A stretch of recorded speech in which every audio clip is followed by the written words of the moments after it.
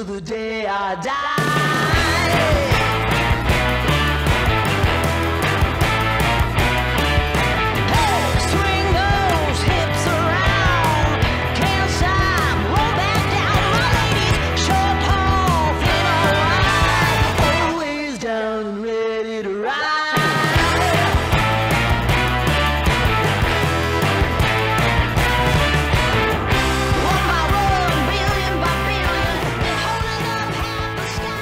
Pekný deň, som Miňo a v dnešnom videu si ukážeme stavbu nového skleníku 10x4 metre. Je to už dávnejšie, čo som uverejnil video o stavbe foliovníku, áno, to je ten vzadu. To bol prvý na tejto farme. Postupne pribudli ďalšie a vypestoval som v nich veľa priesad kvetov a zeleniny. Áno, bolo to také lacné riešenie. No ale keď nemáte veľa peňazí, tak to postačí. Teda pokiaľ nepríde nevhodné počasie a neroztrhá sa fólia, prípadne nerozpadne sa celá konštrukcia.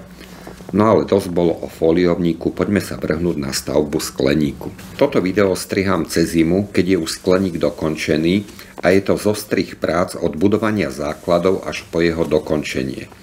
Skleník som budoval na niekoľko etáp, vzhľadom na to, že som nemal dosť času, ale konečne je dokončený, a vy si môžete pozrieť celý postup prác.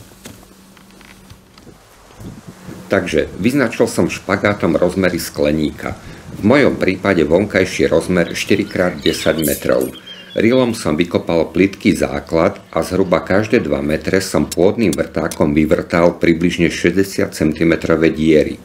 Dookola som položil roxor, ako aj do vyvrtaných dier. No určite si poviete plytký základ. Áno, keby som to staval na severe Slovenska, tak to celé dám o jednu radu DT-čiek nižšie, ale tento skleník staviam v Maďarsku.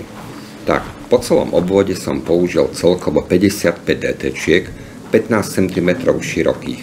Treba dať pozor pri stavbe a dodržať presný vonkajší rozmer základu, a to 4x10 metrov. Na betónovanie som použil viac ako 70 priec betónu. Pre tých, čo sa rozhodnú stavať skleník, tu mám pár rád.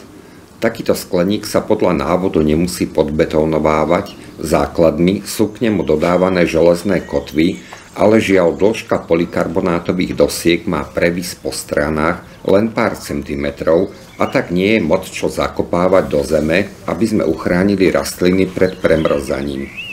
A samozrejme hrozí aj to, že sa vám skôr alebo neskôr skleník zvlní, ak ho neosadíte na betónové základy. Drobné upozornenie pri stavbe základov. Jedno DT má dĺžku 50 cm, takže na stavbu 10-metrového základu potrebujete 20 kusov DT. No logika. Ale treba mať na pamäti, že pri spájaní DT vám vznikajú nepatrné medzery a milimeter k milimetru a hups a namiesto 10 metrov máte 10 metrov a 4 cm a to už je problém. A presne toto sa aj mne stalo a tak namiesto toho, aby predné čelo bolo v úrovni základov, je posunuté o 2 cm dovnútra a tým pádom polykarbonátová doska končí na úrovni základov, namiesto toho, aby ho čiastočne prekrývala. Takže poďme k montáži konštrukcie skleníku. Tá by sa dala rozdeliť na dva spôsoby, a to podľa uchytenia skleníku ku konštrukcii. Takže môžeme buď DT plne vyliať betónom a potom vrtať do betónu a prišrobovať konštrukciu k betónu.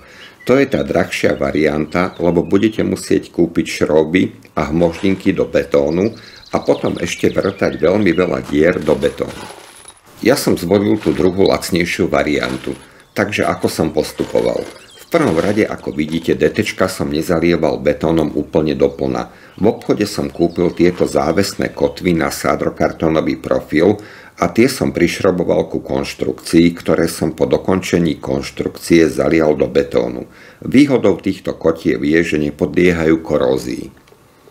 Tak ako tu vidíte, tak som tu namontoval kotvy železné, ktoré sú zaliaté v betóne, aby ten skleník držal pohromade aj v prípade silného vetru. Stavba samotnej konštrukcie skleníka je úplne jednoduchá a zvládne ju aj jeden človek sám, no ale je to fuška. Ideálne je, ak ho montujú dvaja ľudia.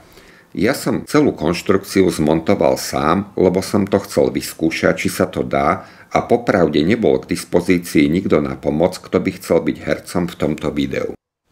Popri tom, ako budete sledovať montáž konštrukcie, si môžeme niečo povedať o výhodách tohto typu skleníku.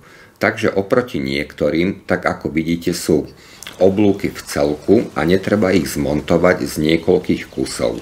Ďalšou výhodou je, že oblúky sú od seba vzdialené len 70 cm a nie 1 meter ako pri niektorých iných. Rovnako ako oblúky, tak aj čelá sú dodávané pozvárané a netreba ich montovať, teda okrem dverí, kde treba prišrobovať už iba panty. Veľkou výhodou tohoto skleníku sú veľké dvojkrídlové dvere, a vďaka nim sa skleník neprehrieva ani pri vysokých letných horúčavách, a to mám už vyskúšané.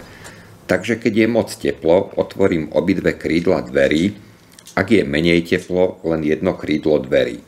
Okrem toho sú na dverách vetracie okná, ktoré v čase strihania videa ešte nemajú namontované automatické otváranie, ale tieto automatické otvárače už mám kúpené. Automatické otvárače fungujú veľmi jednoducho, a to tak, že pri teplote 18 stupňov Celzia v skleníku otvoria okno, na ktorom sú priskrotkované. Máte bezproblémové vetranie, hlavne v období, keď je ešte vonku chladno, na to, aby ste vetrali dverami. No a samozrejme, že sa tieto automatické vetrače pri poklese teploty v skleníku aj automaticky zatvoria. Dnes máme 22. júna. Trochu sme sa posunuli v stavbe skleníku, aj keď ako vidíte stále nie je hotový, ale to ešte neznamená, že nezačnem sadiť. Takže som tu posadil nejaké paradajky, papriky. Z tých paradajok v podstate skoro každá je nejaký iný kultivar. Tieto papriky, čo sa na ne pozeráte, tak to je kurtuzovská kápia. A tu vedľa skleníku tieto sadenice, to je paprika elefant. To je srbská kápia, taká obrovská by mala byť. No uvidíme, či stihne doraz, pretože som ho vysieval dosť neskoro. No ale poďme späť k skleníku.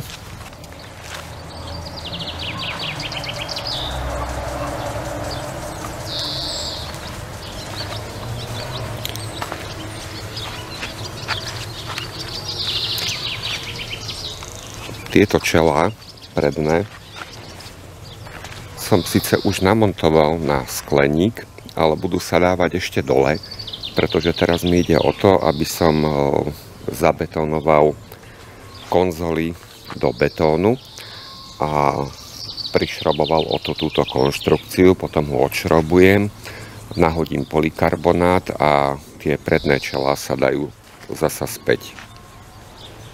Takže keď paradajky a papriky začali pekne dozrievať, tak som sa ich rozhodol vytrhať, pretože som potreboval priestor pre 5000 kvetináčov eukalyptov, ktoré som potreboval do jesene dopestovať do takej veľkosti, aby von prežili zimu. A tak som tieto pekné paradajky a papriky vytrhal a skleník osadil konečne polikarbonátom. Ale o tom už bude druhý diel, kde si ukážeme, ako som montoval polikarbonát, a povieme si aj o zlých vlastnostiach tohoto skleníka.